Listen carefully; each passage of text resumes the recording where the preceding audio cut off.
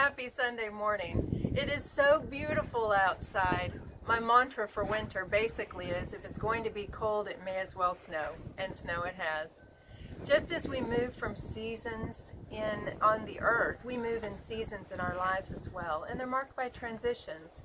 So just as winter eventually will give way to the warmer weather of spring, we have those times in our lives when we have to move through transition. Sometimes they're short and sometimes they're long. Those long ones require a lot of endurance.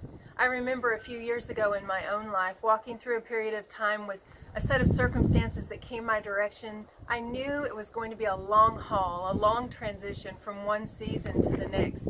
So I put on my tennis shoes and I just started running. Developed endurance and started running half marathons just as an expression, a physical expression of what was going on internally and to help me move from season to season through that long transition. Well, God gives us in His Word keys to move through those transitions successfully. In chapter 5 in my book, Painful Transition, in the book Enter In, I talk about how moving from one season to another in Moses' and Joshua's life was difficult, but God gave Joshua the keys to making it successful. Moses had to die. He had been disobedient to the Lord, and the Lord said, "Justice is that you will not be able to move into the promised land with my children.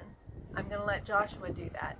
It doesn't mean that God stopped loving him. It doesn't mean that God said that Moses couldn't be his friend. It just simply meant that Moses couldn't walk in the fulfillment of the promise.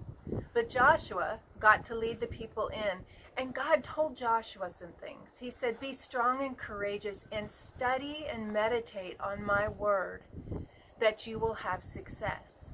That's our key.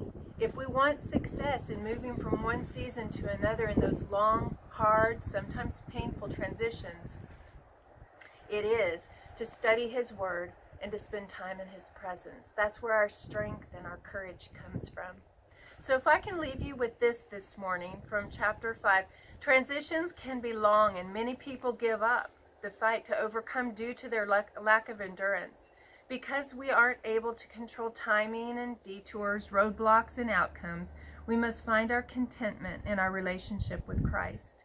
The long days and nights of waiting become a beautiful breeding ground for joy and trust in our Savior, knowing that our ultimate goal is a friendship with Him that is carried into eternity.